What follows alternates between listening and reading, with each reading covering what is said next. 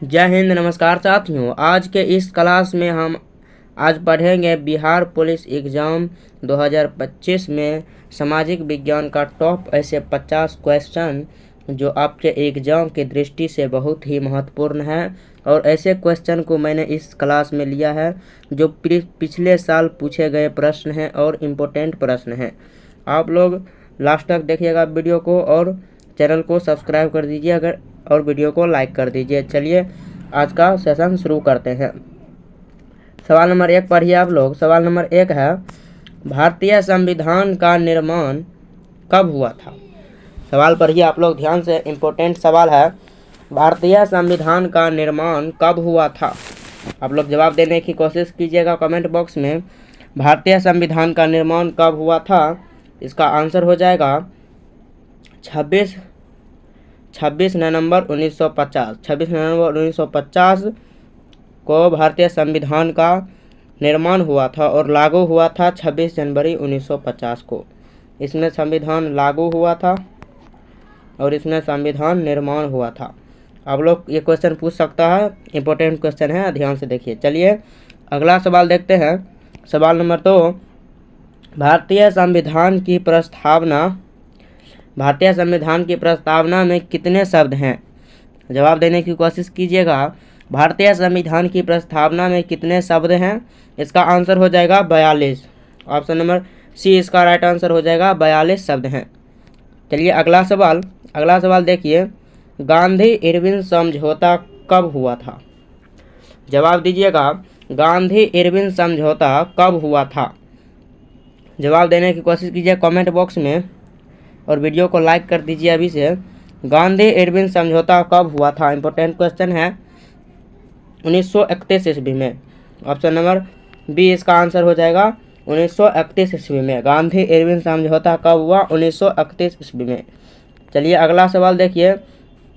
भारत में पंचायती राज व्यवस्था किस अनुच्छेद के तहत स्थापित की गई?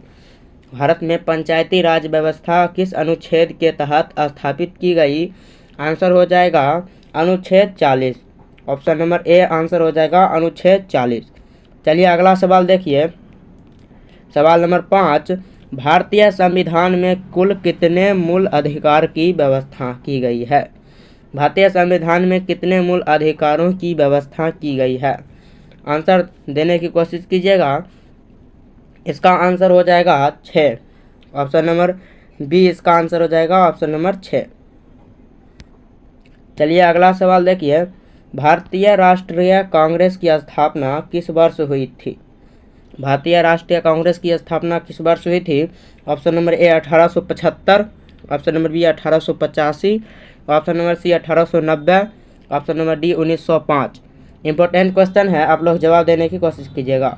भारतीय राष्ट्रीय कांग्रेस की स्थापना किस वर्ष हुई थी? आंसर हो जाएगा 1885 ईस्वी में। भारतीय राष्ट्रीय कांग्रेस की स्थापना 1885 ईस्वी में। जी हाँ, जवाब देने की कोशिश कीजिएगा। चलिए अगला सवाल पढ़िए। माउंटबेटन योजना प्रस्तुत की गई। माउंटबेटन योजना प्रस्तुत की गई 1942, 1945, 1947, 1950। जवाब दीजिएगा कमेंट बॉक्स में। माउंटबेटन की योजना कब प्रस्तुत की गई? जवाब देने की कोशिश कीजिएगा। आंसर हो जाएगा 1947। ऑप्शन नंबर सी आंसर हो जाएगा 1947। चलिए अगला सवाल देखते हैं। अगला सवाल देखिए। जालियांवाला बाग हत्याकांड कब हुआ था? जालियांवाला बाग हत्याकांड कब हुआ था?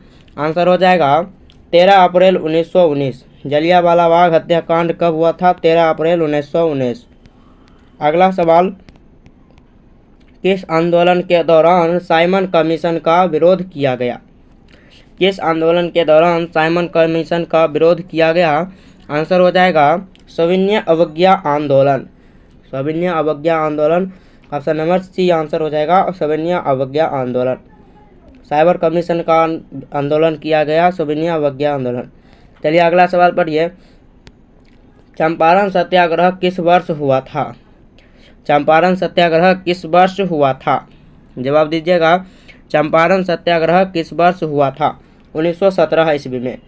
Option number B right answer हो जाएगा 1917 ईस्वी में।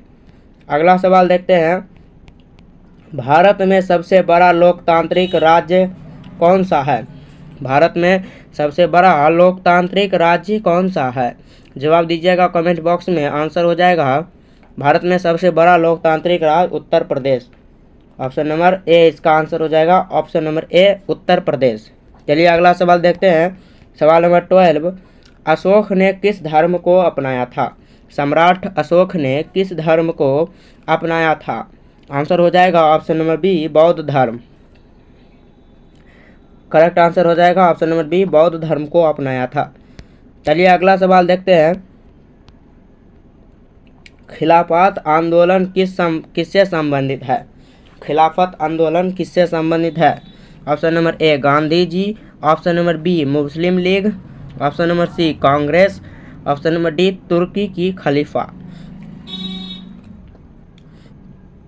यहाँ जवाब देने की कोशिश कीजिएगा, खिलाफत आंदोलन किससे संबंधित है? ऑप्शन नंबर इसका आंसर हो जाएगा तुर्की से खलीफा, तुर्की के खलीफा। ऑप्शन नंबर डी इसका राइट आंसर हो जाएगा, डी।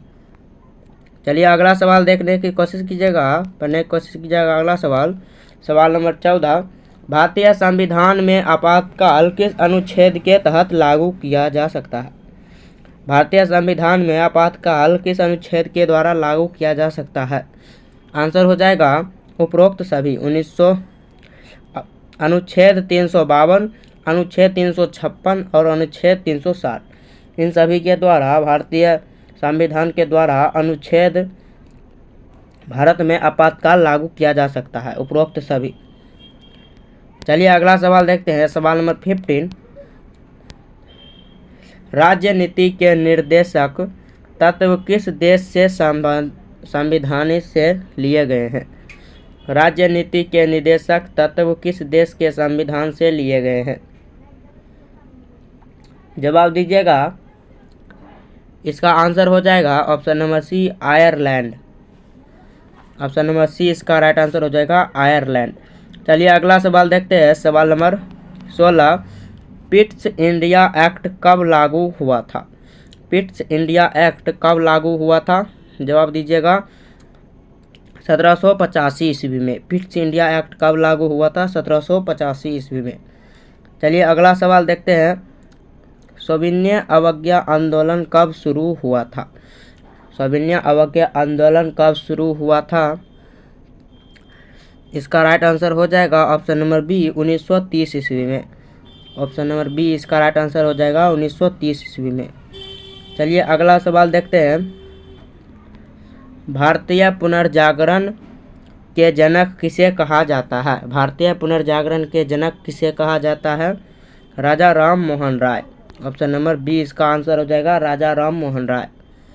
अगला सवाल देखते हैं, सवाल नंबर 20, किस गवर्नर जनरल के काल में सती प्रथा का उन्मूलन हुआ? किस गवर्नर जनरल के काल में सती प्रथा का उल्लंघन हुआ? आप लोग जवाब देने की कोशिश कीजिएगा। इसका राइट आंसर हो जाएगा लॉर्ड विलियम बेटिक।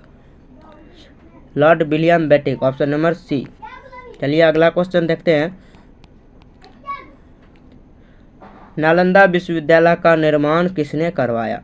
नालंदा विश्वविद्यालय का निर्माण किसने करवाया? कुमारगुप्त। ऑप्शन नंबर बी पर टिक कीजिएगा, कुमारगुप्त। चलिए अगला सवाल, सवाल नंबर 21, स्वतंत्र भारत का प्रथम गवर्नर जनरल कौन था? स्वतंत्र भारत का प्रथम गवर्नर जनरल कौन था? जवाब दीजिएगा। इसका आंसर हो जाएगा option number A Shri C Rajagopalachari. Option number A इसका राइट आंसर हो जाएगा सी राजगोपालाचारी। चलिए अगला क्वेश्चन देखते हैं, भारत छोड़ो आंदोलन का नारा किसने किया? भारत छोड़ो आंदोलन का नारा किसने दिया था? इसका आंसर हो जाएगा महात्मा गांधी। भारत छोड़ो आंदोलन महात्मा गांधी, ऑप्शन नंबर ए। अगला सवाल देखिए, भारत की संसद में कितने सदन हैं? भारत की संसद में कितने सदन हैं? 2। ऑप्शन नंबर बी इसका आंसर हो जाएगा भारत की सदन में, ऑप्शन नंबर बी। चलिए अगला सवाल, आर्य समाज की स्थापना किसने की थी? आर्य समाज की स्थापना किसने की थी? इसका जवाब दीजिएगा आप लोग। इसका आंसर हो जाएगा स्वामी दयानंद सरस्वती। आर्य समाज की स्थापना Swami Dayanand Saraswati, option number B इसका राइट आंसर हो जाएगा। चलिए अगला सवाल देखते हैं। अगला सवाल, सवाल नंबर 25, इंडियन काउंसिलिंग एक्ट कब लागू हुआ था? इंडियन काउंसिल एक्ट कब लागू हुआ था? इसका आंसर हो जाएगा 1861 ईस्वी में, ऑप्शन नंबर बी इसका आंसर हो जाएगा 1861 ईस्वी में। चलिए अगला सवाल देखिए, सवाल नंबर 26, राज्यसभा के सदन के कार्यकाल कितने वर्षों का होता है? राज्यसभा के सदस्यों का कार्यकाल कितने वर्षों का होता है? ऑप्शन नंबर बी 6 वर्ष। अगला सवाल, भारत के प्रथम राष्ट्रपति कौन थे? भारत के प्रथम राष्ट्रपति कौन थे? Doctor Rajendra Prasad, option number B. अगला सवाल, पंचायती राज व्यवस्था सबसे पहले किस राज्य में लागू हुई? पंचायती राज व्यवस्था सबसे पहले किस राज्य में लागू हुई थी? आप लोग जवाब दीजिएगा। पंचायती राज व्यवस्था राजस्थान, ऑप्शन नंबर बी इसका राइट आंसर हो जाएगा राजस्थान। अगला सवाल, सवाल नंबर 29, मुगल वंश की स्थापना किसने की? मुगल वंश की स्थापना किसने की थी? बाबर, जी हाँ करेक्ट आंसर हो जाएगा बाबर। अगला सवाल, सेकेंड राउंड टेबल कॉन्फ्रेंस कब हुई थी? सेकेंड राउंड टेबल कॉन्फ्रेंस कब हुई थी? जवाब दीजिएगा।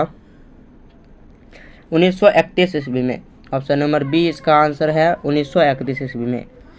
आज तक के लिए इतना ही, मिलते हैं नेक्स्ट वीडियो में। यदि ये वीडियो से आप लोगों को कुछ सीखने को मिला तो चैनल को सब्सक्राइब कर सकते हैं।